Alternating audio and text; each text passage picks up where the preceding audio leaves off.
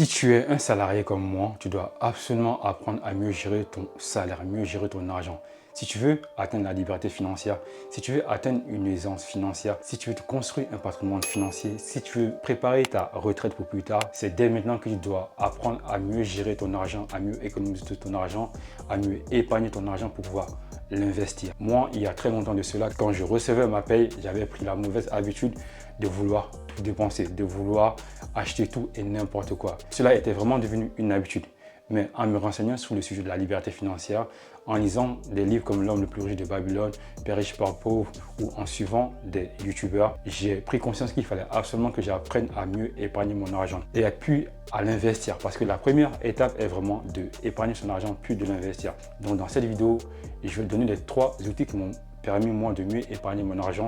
Mais avant de rentrer dans le vif du sujet, abonne-toi à la chaîne pour ne pas manquer les autres vidéos et surtout like la vidéo parce que je sais que tu vas la kiffer, que tu vas l'apprécier. Le premier outil que tu dois absolument mettre en place est un budget. Pose-toi ces questions. De combien ai-je besoin pour vivre tous les mois? Tu dois absolument te demander de combien d'argent tu as besoin pour vivre tous les mois. La plupart des gens, quand ils reçoivent leur salaire, vont le dépenser. Mais imaginons que tu mets en place un budget de ce qui est vraiment essentiel à ta vie, de ce qui est vraiment important à ta vie, de ce que tu as besoin pour vivre. Tu vas commencer à mettre de la conscience sur tes dépenses, sur où va ton argent. Et tu peux le faire avec Excel. Moi, personnellement, j'ai construit un tableau sur Excel avec toutes mes dépenses essentielles et toutes mes dépenses non essentielles de chaque mois. Comme ça, quand je reçois mon salaire, je sais où va mon argent. Je sais pourquoi, à la fin du mois ou en milieu de mois, je me retrouve avec une somme en négatif sur mon compte bancaire. Mais tant que tu ne mettras pas en place ce budget, tant que tu ne mettras pas en place ce tableau qui va te permettre d'avoir une meilleure vision, un esprit plus clair de où va ton argent,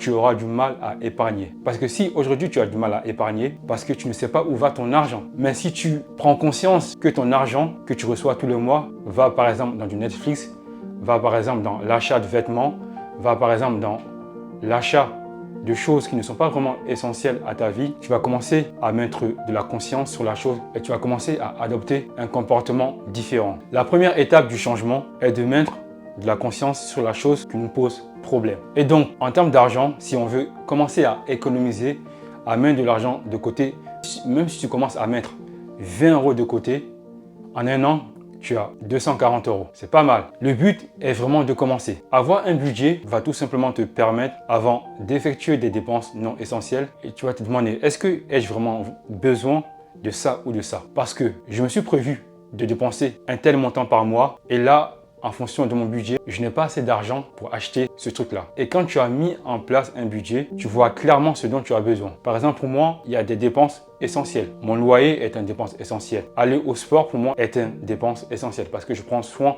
de ma santé. Manger est une dépense essentielle. Par exemple, avoir Netflix, c'est non essentiel. S'acheter des vêtements tous les mois, c'est non essentiel. Acheter des baskets à un tel montant, pour moi, est non essentiel. Investir dans l'IMO, en crypto, pour moi, devient essentiel. Et tu dois vraiment apprendre à classer tes dépenses en est-ce que c'est une dépense essentielle ou non essentielle.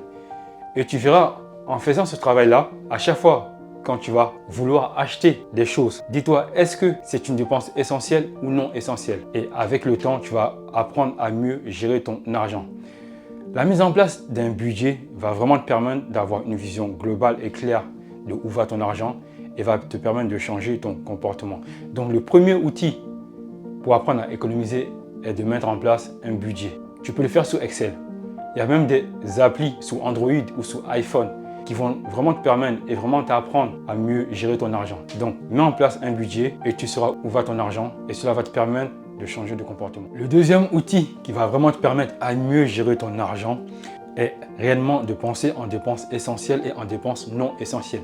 Une fois que tu as mis en place ton budget qui va te permettre de prendre conscience sur tes dépenses nécessaires à ta vie, sur tes dépenses non essentielles à ta vie, tu dois commencer à remplacer tes dépenses non essentielles, non vitales par des dépenses essentielles. Est-ce que avoir Netflix c'est réellement essentiel à ta vie? Est-ce que acheter des vêtements tous les mois c'est vraiment essentiel à ta vie? Est-ce que aller au resto tous les mois tous les jours, c'est vraiment essentiel à ta vie. C'est même pas une question de jugement. Mais si la réponse est non, commence à remplacer ces dépenses non essentielles par des dépenses essentielles à ta vie. Moi, qu'est-ce que j'appelle des dépenses essentielles? C'est des dépenses qui auront un impact positif sur ma vie dans 2, 5 à 10 ans. Parce que si tous les mois j'achète de nouveaux vêtements, réellement au bout de 2 mois, le vêtement que j'ai acheté sera démodé. L'argent que j'ai mis dans ce vêtement-là sera gaspillé.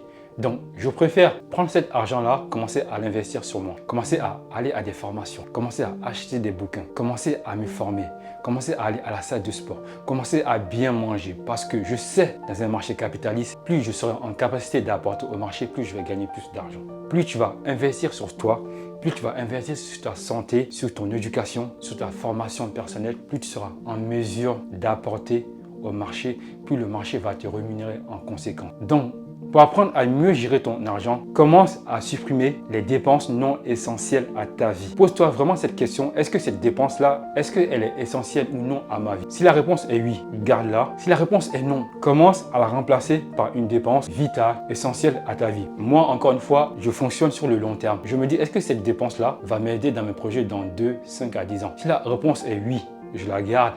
Si la réponse est non, je ne la garde pas. Donc, quand tu vas commencer à supprimer de ta vie les dépenses non essentielles, tu auras de l'argent que tu vas commencer à épargner. Même si c'est 10 euros, 20 euros, commence à épargner. Parce que quand tu vas commencer à mettre de l'argent de côté, à appeler ton banquier en disant, écoutez, j'ai commencé à économiser de l'argent, tu vas ressentir en toi une fierté. Tu vas dire, waouh, j'ai commencé à économiser même 10 euros, même 20 euros. Je suis fier de moi. Parce que on nous a programmés depuis très très longtemps à dépenser tout ce qu'on avait en fait. Parce que le système fonctionne ainsi. Le système a besoin que la masse des gens, que la population dépense leur argent tous les mois. Et que tous les mois, on reparte à zéro. Mais nous, on doit vraiment changer de mindset. On doit penser en tant que créateur. Donc, le deuxième outil qui va vraiment te permettre d'apprendre à mieux gérer ton argent est d'apprendre à fonctionner en dépenses essentielles ou en dépenses non essentielles. Si une dépense est essentielle pour toi, garde-la. Mets-la sur ton budget. Si elle n'est pas essentielle, enlève-la de ton budget. Le troisième outil qui va vraiment te permettre d'apprendre à mieux gérer ton argent, d'apprendre à mieux économiser ton argent, est de te payer en premier. Quand tu reçois ton salaire, apprends à te payer en premier. Imaginons que par mois, tu reçois 2000 euros net. Prends 10% de ce montant-là, mets-le sur un compte épargne. Pourquoi? En faisant ça, tu vas t'obliger à vivre avec l'argent qui te reste. Imaginons que tu mettes 200 euros de côté. Il te restera 1800 euros. Tu n'auras pas le choix que de vivre avec 1800 euros. La somme que tu as mis en épargne n'y touche pas. C'est ton épargne et tu vas utiliser cet argent-là en cas d'imprévu, en cas de galère. En faisant ça, tu vas vraiment t'obliger à changer de comportement, à vivre avec ce qui te reste en fait. Parce qu'on nous a tellement appris à dépenser tout ce que nous gagnons. Le fait de me payer en premier, le fait d'être mon propre patron, le fait de prendre mon salaire dans ma paye, de le mettre sur un compte d'épargne, de vivre avec ce qui me reste, va m'obliger à m'adapter avec ce que j'ai, va m'obliger à changer de comportement. Se payer en premier est essentiel et utile si tu veux apprendre à mieux gérer ton argent. Quand tu mets, imaginons 200 euros de côté, en un an, tu as 2400 euros. T'imagines en 5 à 10 ans, une fois que tu commences à épargner de l'argent, une fois que tu as environ 6 à 12 mois de salaire, tu peux commencer à investir. Donc, quand tu vas commencer à te payer en premier, cela va te permettre d'avoir une épargne de sécurité. Cela va te permettre de vivre avec la somme qui te reste à vivre en fait. Cela va t'obliger à changer tes comportements.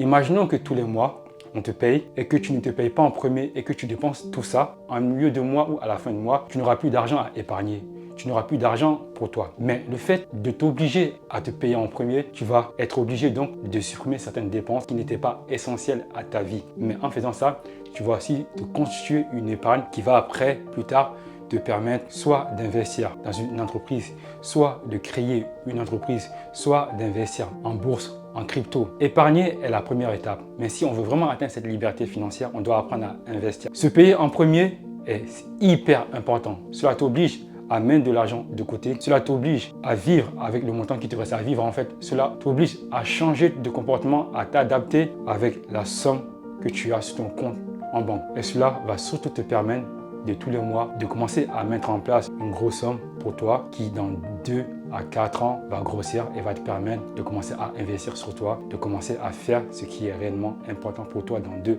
à 3 ans. Donc, commence à te payer en premier à chaque fois quand tu reçois ton salaire.